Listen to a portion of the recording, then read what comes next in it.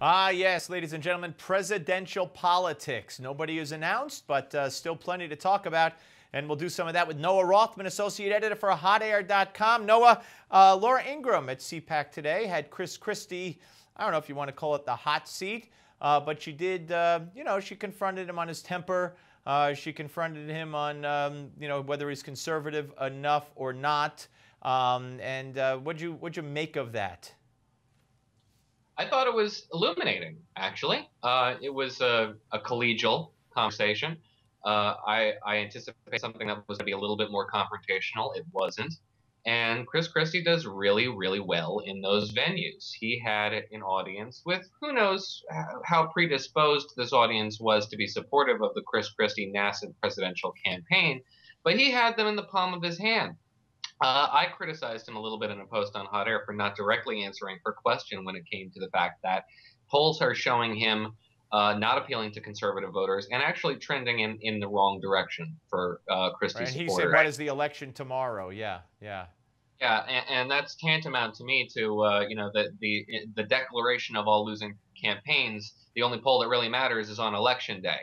That's not true. The poll that really matters is the last poll. And those polls are not showing up very good for him. And I suspect that Chris Christie does have a strategy to stop the bleeding.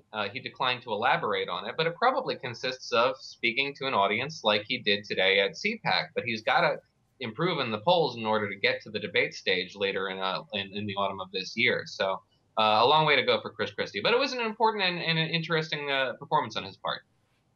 Yeah, there's a lot interesting. She asked him right off the bat, it's been a long time since you've come on my radio show, and that's interesting because when I was at WOR, he had his final debate with his two other Republican opponents back in '09 when he was elected, or '08, and that's how close we were. And once he got elected and we did a few interviews and I started asking him questions like, well, why won't you say if you support the Ground Zero Mosque or not? That was it. No more interviews. And when he says he has his own radio show and that's why he doesn't do her show, he's on like once a month maybe on a Jersey station. That's not his own radio show. So I still think he's got a long way to go. Let's talk about Scott Walker. You've written about Scott Walker a couple of things. How, the left and the battle with the left in Wisconsin really made him a candidate and projected him into the national stage and his victories there. And now his bashing by the press, you say, is making him into a force of a candidate. Yeah, he's taken the opportunity that he was handed by the media, members of the press who were asking him, frankly, silly questions, asking him to denounce Rudy Giuliani, for example, who, by the way, he called aggressive, and that was sort of lost because he refused to just denounce him with all the fervor of his being and rend at his garments over the insult to the President of the United States. And he was asked to define the Christianity of the president and judge that. He declined to do that, and that was interpreted by the press to be an actual definitive no. He doesn't believe the president is a Christian, which really was unfair. And as a result of this unfair treatment, he's managed to actually take it and turn it around.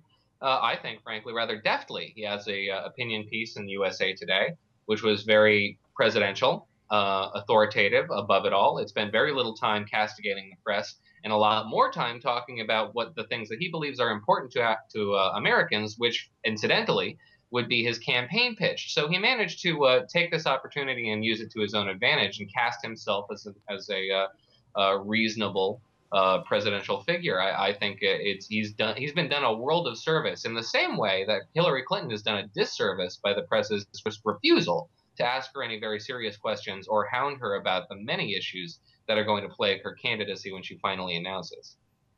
Well, you wrote a piece today, and of course, Ted Cruz also has commented on what we found out today about the Hillary Clinton situation. It had been assumed, at least I assumed that this is what we were told, that when she was Secretary of State, foreign donations to the Clinton Foundation were non-existent, but they've started up again, and that invoked a lot of criticism because, well, if you're going to run for president, why are you taking foreign donations? Now we find out that there were 7 or so countries that were contributing before she was running, before she was Secretary of State, which I guess is when she was senator, to the Clinton Foundation. The Obama administration agreed to let them continue to contribute to the foundation while she was Secretary of State. Plus, there's one country somewhere in there that violated that ethics agreement that the Obama administration ironed out with Hillary. Ted Cruz calls this the Hillary embodies the bipartisan corruption in Washington. Is this happening too early to be a problem for her, or is this going to really be a problem?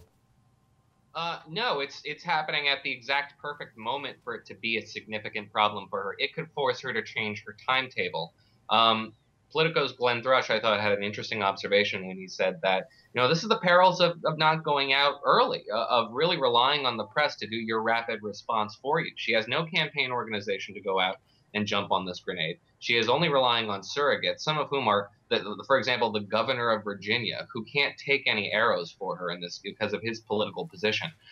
So she's really out there on a limb, and she's going to remain silent about this. And the press is going to try to facilitate, in my opinion, her ability to not have to address this directly. But she violated the foundation, violated an ethics agreement, violated it. One of the signatories of whom was Valerie Jarrett. So this goes directly to the president of the United States. It directly impacts the president, and it makes Hillary Clinton look like.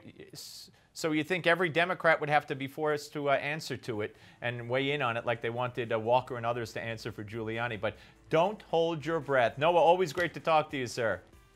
Talk to you soon.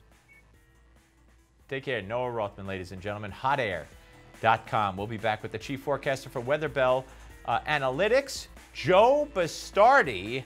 We'll ask him about Al Roker's comments on climate change and what we could expect for the spring weather-wise. But first, I want you to stay tuned for your Max to Money moment. And you know what we're going to do? We're going to find out how to get the most out of something that everyone should have. Hopefully you do. Your life insurance.